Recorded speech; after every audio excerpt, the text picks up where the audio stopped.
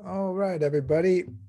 Thank you for turning in your assignments. I went through all the assignments yesterday and today, grading papers all day yesterday, just finished this morning. Um, so I was pretty pleased with most of your work. There are three students I wanted to name right off the bat: Michael Hatta, Madison Ambrose, and Emily. Sorry, let me get your last name, Emily um, McKinnick. And so those were the three best assignments. The essays did very well. So kudos to that. I really appreciate most of your efforts. Some of the essays I felt were not essays, so we're gonna work on that over time. This is your very first essay, so don't worry about it too much. You're going to have plenty of time to work on your essay. So what I did was, I won't do it again, actually, by the way. I printed out a copy and then I marked up all your papers because a lot of times we have like spelling errors and all that, and I kind of need your paper to do that. So I did it the first time. I won't be doing that again. But just this time, a lot of the problems honestly are like simple, easy fixes like grammatical errors. But then there's some more fundamental problems with just following your thesis. So one of the main comments I made often was narrow your focus or your essay lack clarity. Basically, if you don't know what you're writing about, without a shadow of a doubt, the reader's not going to know either what they're reading. So you need to really, to be a good writer, honestly, is mostly subtraction. That's why I only have 1 to 2 pages. It's just as hard writing a 1 to 2 page as a 3 or 4 page. It really, and if you can do a 1 to 2 page well, you can do 10 pages well, because what it really means is you know how to stay on point. You know how to prove your point. The other thing is, so what we're trying to accomplish in this class is using historical evidence to prove your point. So it's okay. One or two students had a couple of ideas in there and they did it well, transitioning from one idea to the other, connecting the ideas. But often, what I notice too is a lot of students will have multiple ideas with very tenuous connections. So, as a reader, you just get lost after a while. So if you're just starting out writing papers and you haven't done it a lot, be really simple. Focus on one or two ideas. It's okay to do three, four, five, but you better be a good writer and you better know how to connect the dots. So that's why I have such a short paper. One page is fine. You can get full points with one page. Because what I'm really after is you to stay on one topic, one idea. And also, what I'm doing too is I'm getting you to think for yourself. I'm not telling you what to do. So in college, it's the scary thing, but it's also the best part is you get a chance to be yourself. You get to think for yourself. And not all professors are like that. I think the best ones are where they get you to think for yourself and you to draw from your experiences what you know. So you want to write about what you know and then apply that to your essays. And that's when you actually start having fun. It may sound weird, but this actually becomes fun after a while, after you learn out. And the other, a couple more things is just, essay format, strong introduction. What are you going to say? Body paragraph. Say what you want to say, prove it with historical evidence. Conclusion. This is what I say. So what you often do, and I noticed a couple of you, is your conclusion often is your introduction. So it's a little trick writers have, but at the end of your paper, most often what you conclude on should be your introduction. And it's okay to have your conclusion and introduction be very similar. In fact, that's what we hope for. But your introduction is typically, like it says, it's an introduction. You're introducing what you're going to write about. Your conclusion is like, this is what I'll write about. And then maybe some final saying, I don't know, some final opinion to leave the right reader, kind of impressed. Your conclusion paragraph actually is probably the most important paragraph. Although I've heard people say that. I think every paragraph matters, but your conclusion paragraph needs to be strong, and your intro needs to be strong, and you have to prove your points with historical evidence using Zinn. So I also noticed some students didn't take a position. So the reason why we're reading Zen, the reason why you're in college, a history class in college is now, you're not in high school anymore where we're telling you how to think and how to feel. Now it's your chance, your opportunity to say and really refine what you believe. So, when we're doing the robber barons, it's a very controversial chapter. These people who folks, um, admire so much. One of you did watch The Men Who Built America. It's on often, the History Channel. So, we all often in America we talk about Rockefeller and Vanderbilt as the ultimate aspiration and so on and so forth. But Zen turns it on his head, saying these people got their, got to where they were by at the expense of the common person. So, as the reason why I'm picking these chapters is you're supposed to engage in the debate, pick an opinion. So the next reading response next week, for example, is on the Great Depression.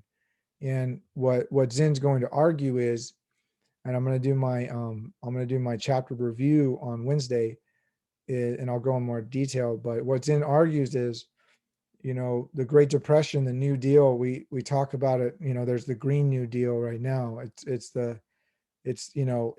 always talked about in this positive light. But Zen's going to argue, it only helps certain people, and mostly white people. So it left out a lot of people out. Although the New Deal was incredible, it was this landmark legislation. We get Social Security, we get the minimum wage, we get workman's compensation, we get limited hours, minimum pay, so on and so forth. It didn't affect, for example, the labor, farm laborers. So Mexican immigrants were completely left out, for example, and on and on and on. So I would really want you to start engaging in these debates, but using historical evidence. So build your opinion, but use the book, use the sentence that or sentenced one, two, three, or four quotes, and then say, okay, what do you think about that sentence? Okay, and now pull something from somewhere, something Okay, I just saw on today CNN, keep public radio. So someone was saying this.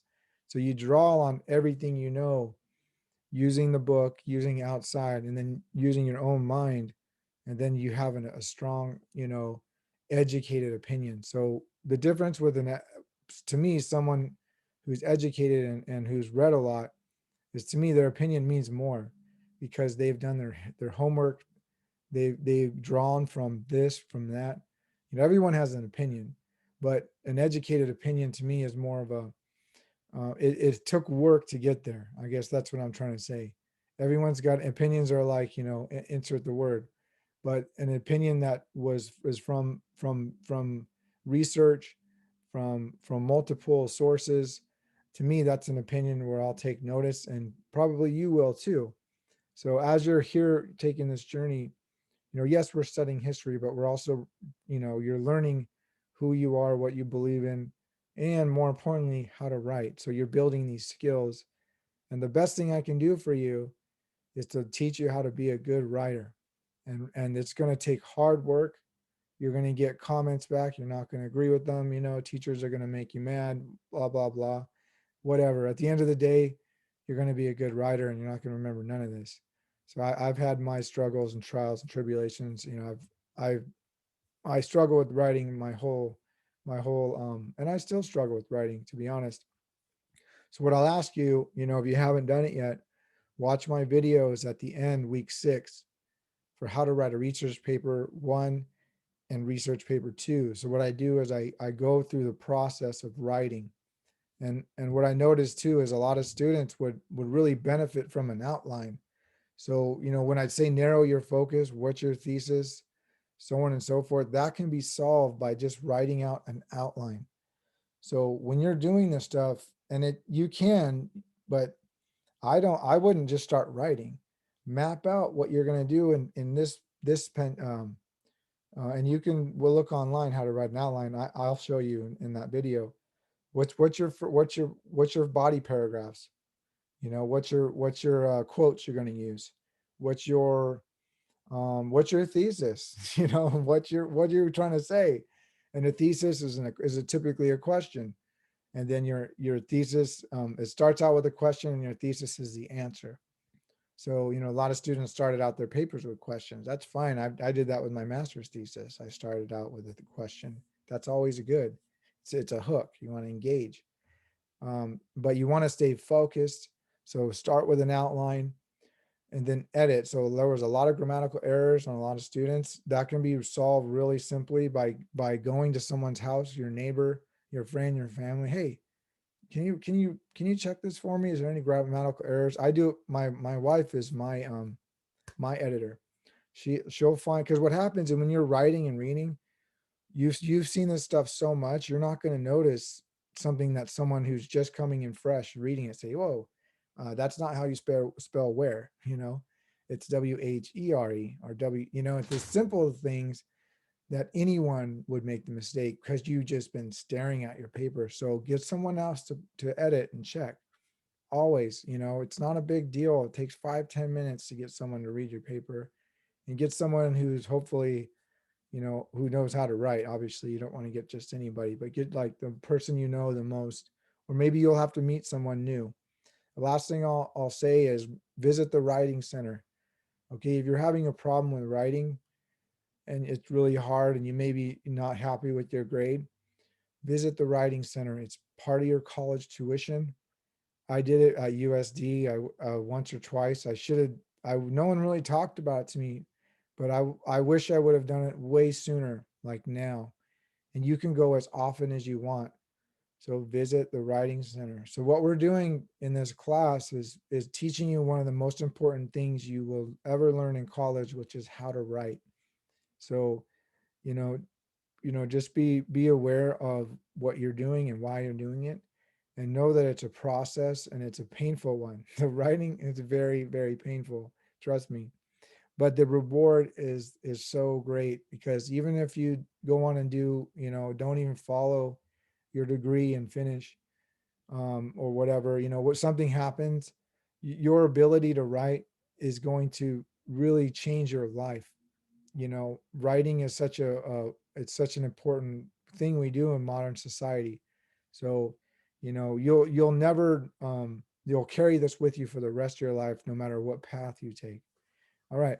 So again, I'm not going to do it this way next time. I'm just going to probably just, I have dictation. I'm just going to read your paper and dictate, comments. So I just want to do this the first time. I really want to help you again.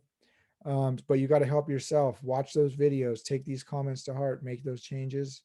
Next week, you have another reading response on the Great Depression. It's really a core of this course of modern American history. It's really one of the most important aspects we have in this book to understand why we are where we are at today. All right, thank you, everyone. Um, Keep up the good work. And next week, you have a quiz due at 1 o'clock and a reading response due at 10.